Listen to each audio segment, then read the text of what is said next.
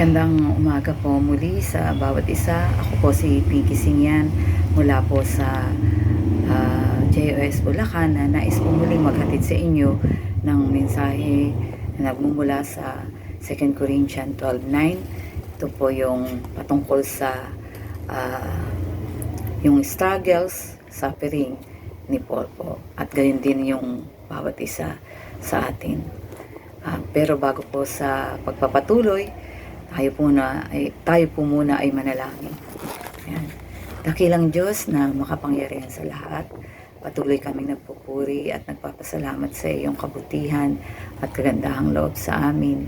Salamat po muli sa pribilehiyo at pagkakataon kung saan, Panginoon, ay makakapagbahagi kami at makakapag-share at makapag-aaral ng iyong salita na nagmumula dun sa 2 Corinthians po, Panginoon. Lord, samahan niyo po kami ng iyong banal na espiritu at gabayan niyo po ako, Panginoon, sa paghahayag ng iyong salita. Lord, only those words na naisin niyo po ang maibahagi ko po sa bawat isa, not me, Panginoon, hindi yung kung ano po yung kalooban niyo. Lord, samahan niyo po kami sa pag-aaral na ito. Maraming salamat po, Lord, sa pangalan ni Jesus. Ito po ang aming panalangin. Amen at amen. Nais ko pong i-share sa inyo ito pong sa 2 Corinthians 12:9. Makibasa po kayo sa akin dito po sa 2 Corinthians 12:9 na ganito po yung sinasabi. Ganito ang kanyang sagot: ang kagandahang loob ko ay sapat na para sa iyo, sapagkat lubusang nahahayag ang aking kapangyarihan kapag ikaw ay mahina. Kaya't buong galak kong ipagmamalaki ang aking mga kahinaan upang manatili sa akin ang kapangyarihan ni Kristo. As we go over po dito sa verse na to, sa 2 Corinthians 12:1-10 po, inilalarawan ni Paul ang malalim na karanasan kung saan ay nadala siya sa ikatlong langit at nakatanggap ng mga revelasyon mula sa Diyos, at may detalye rin patungkol sa tinik niya sa laman o yung sinasabing kahinaan. Isang personal na paghihirap o kasakitan na itinangging alisin ng Diyos. Diin na ang kanyang kalakasan ay nanggagaling sa biyaya ng Diyos, maging sa ating kahinaan. Ibig sabihin po yung when we are weak, then we are strong. Mamaya ko po yun i-explain mamaya. Nanggagaling sa biyaya ng Diyos, naging sa ating kahinaan. Mahalaga na si Paul ay pinagtatanggol ang kanyang pagiging apostol sa pamamagitan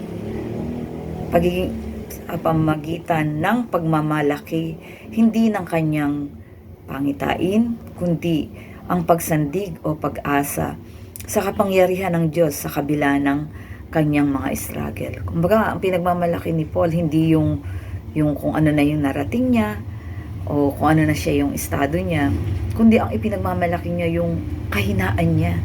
Instead na yung mga na-accomplish niya, ang pinagmamalaki niya ay yung kahinaan niya. Ano po yung mga key points o yung mga puntos na sinasabi dito sa verse na ito? Una po, yung vision o yung the vision, yung pangitain. Si Paul po ay inilalarawan ang mahalagang karanasan kung saan ay dinala siya sa ikatlong langit at binigyan ng importante at mahalagang revelasyon at malalim na spiritual na pananaw. Hindi na po natin itatakal yun o yung kalaliman noon, kundi yun po, magpo-focus po tayo dito sa mga ilang points po dito sa verse na ito. Pangalawa po, yung una po, yung key points is the vision. Pangalawa po, yung the thorn in the flesh o yung tinik sa laman. Ito ay pagwawangis o pagkukumpara sa mga palagiang struggles o paghihirap na kinakaharap ni Paul, na hindi naman eksakto nabanggit sa Biblia kung ano po yung mga struggles ni Paul na yon. Ay meron din po tayo. Hindi nawawala ng isang tao ng struggles. Pero kung napapansin po ninyo, doon sa mga struggles na yun, doon tayo napupush kung paano tayo lalapit sa Panginoon. Imagine kung yung buhay natin hayahay, yung bang walang inaalala, sa tingin nyo ba lalapit pa tayo sa Diyos?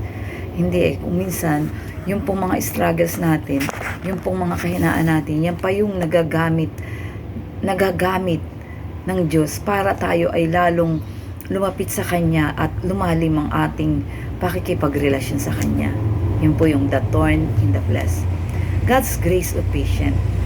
Lagi po yung nababanggit sa Bible, yung ang grasya ng Panginoon ay sufficient. Sino po sa atin, tanongin ko po, yung pinagkulang na ng Diyos? Di po ba wala?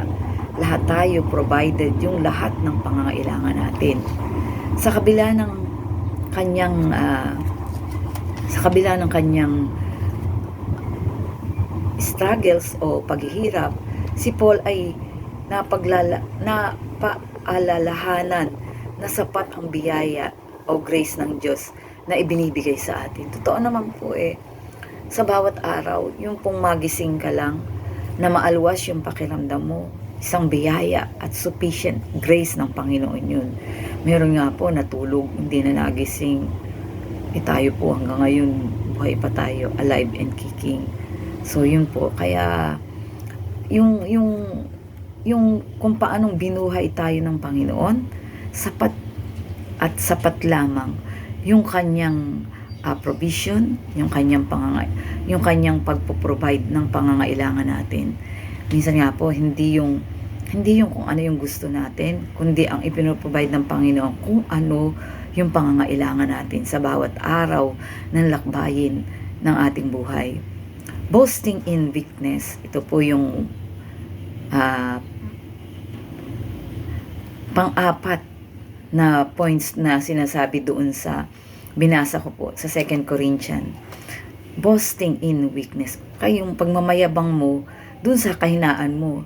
Kakaiba po si Paul. Instead na ang ipagmayabang niya, yung narating na niya, hardcore po yung si Paul as a soldier. Hindi po siya yung basta-basta lang na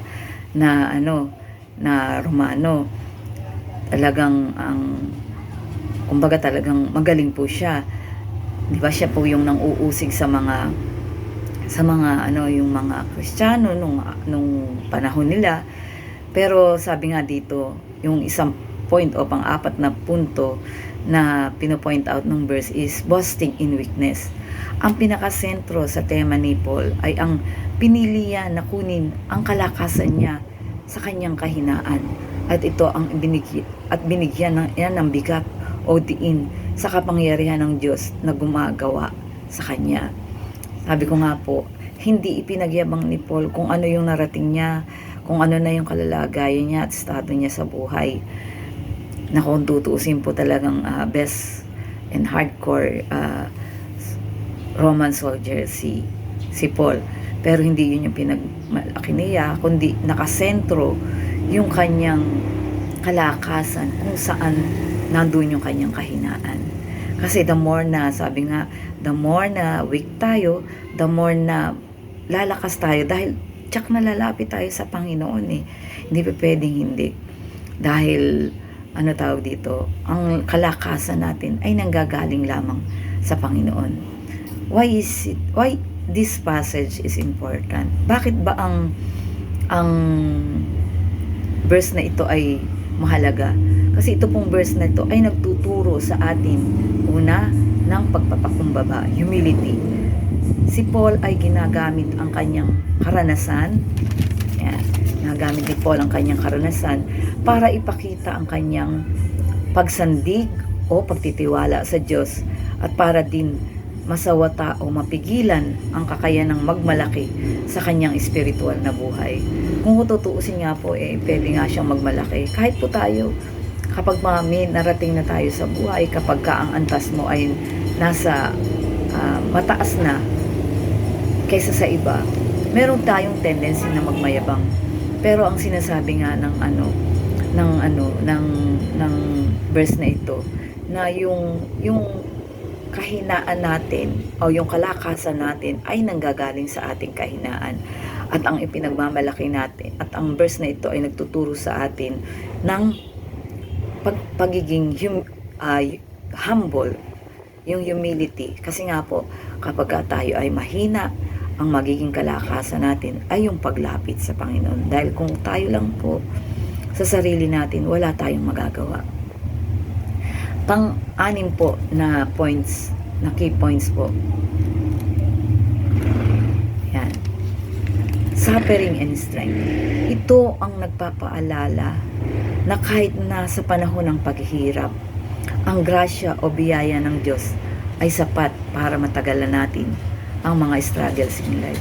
Alam niyo po, sa buhay ng isang Kristiyano, minsan masasabi ko, Lord, hindi ko naman kakayanin ito kung wala ka.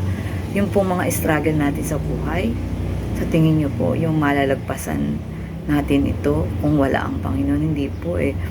Kaya nga ang pasasalamat ko kung ano ako ngayon, kung ano kami ngayon, ay grasya ng Panginoon.